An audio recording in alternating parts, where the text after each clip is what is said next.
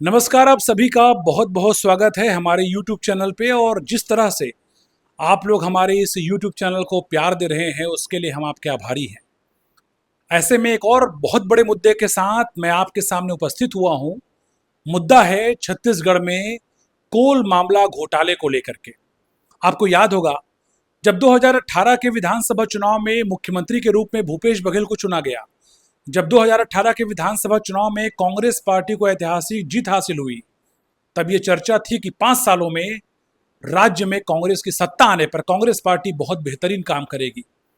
लेकिन इसके बाद एक के बाद एक घोटालों को लेकर पूरे प्रदेश में चर्चा होने लगी। पीएससी घोटाला, गौठान घोटाला, चावल घोटाला, और सबसे बड़ा जिसके बारे में लगातार चर्चा हो रही है वो है कोल स्कैम यानी कि कोल घोटाला। इस मामले को लेकर के आज एक बड़ा अपडेट आया, जिसमें मुख्यमंत्री कार्यालय की उप सचिव रही सौम्या चौरसिया, जो राज्य प्रशासनिक सेवा की अधिकारी भी रही हैं, उनके ऊपर चिप्स के सीईओ आईएएस समीर बिश्नोई और आईएएस रानू साहू, इन तीनों के विरुद्ध ईओडब्ल्यू और एंटी करप्शन ब्यूरो ने एक और एफआईआर दर्ज कर ली है। आज मैं जब एफआईआर की कॉपी को पढ़ रहा था तो मैंने देखा कि उसमें बकायदा ये मेंशन है कि किस तरह से इन तीनों ही लोगों ने सिंडिकेट बना करके बहुत बड़े घोटाले को अंजाम दिया। इस एफआईआर में उल्लेख है कि किस तरह से सौम्या चौरसिया ने कई लोगों के नाम से कई जगहों पर जमीन खरीदा, कई जगहों पर प्रॉपर्टी खरीदी, जितना उनका वेतन था उससे कई गुना ज्यादा उनकी संपत्ति बन गई। और इसीलिए इस मामले में ईओडब्ल्यू और एंटी करप्शन ब्यूरो की टीम ने एक और एफआईआर दर्ज कर ली है। अगला नाम रानू साहू का। रानू साहू भारतीय प्रशासनिक सेवा की अधिकारी। रानू साहू कई जिलों में कलेक्टर रही हैं, और जिस समय वो कोरबा यानी कि कोल नगरी कोरबा में कलेक्टर थी, उसी दौरान ये घोटाला सामने आता है और रानू साहू की गिरफ्तारी हो जाती है।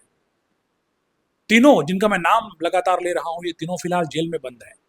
ऐसे में रानू साहू को लेकर भी ईओडब्ल्यू और एंटी करप्शन ब्यूरो ने खुलासा किया है और एफआईआर में मेंशन किया है इस मामले को लेकर कि रानू साहू ने भी अपने कई लोगों के नाम से अकूत संपत्ति बना ली।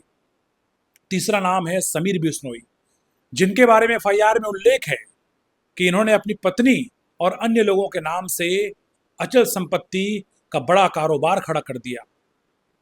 तो अगर तीनों लोगों की बात करें, सौम्या चौरसिया, रानू साहू और समीर बिश्नोई की, तो इन तीनों की चर्चा आज दिन भर होती रही। आने वाले दिनों में ये कहा जा रहा है कि कई और बड़े नामों पर इस मामले में कार्रवाई हो सकती है।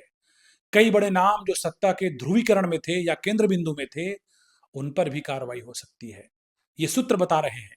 हालांकि इन पर मुहर फिलहाल नहीं लग रही है, लेकिन ये कहा जा रहा है कि छत्तीसगढ़ में आने वाले दिनों में कोल मामले को लेकर के सियासी गूंज आपको और सुनाई देगी। इस मामले में और भी कई चौंकाने वाले तथ्य सामने आएंगे। इस मामले में ईओडब्ल्यू और एंटी करप्शन ब्यूरो और भी कई चौंकाने वाले काम करेंगे, कार्रवाई करेंगे। ऐसे में किस तरह से इस मामले को लेकर कार्रवाई होती है और किस तरह से प्रदेश की सियासत गर्माती है, इस पर हम अपडेट आपको लगातार पहुंचाते रहेंगे। फिलहाल अगर आपके पास भी कोई मुद्दे हैं, कोई सुझाव है, तो प्लीज़ आप हमारे कमेंट्स बॉक्स में जाकर हमें सुझाव अवश्य दें। आपने वीडियो देखा, आप सभी का बहुत बहुत धन्यवाद। जय हिंद, वंदे मातरम, जय श्री राम।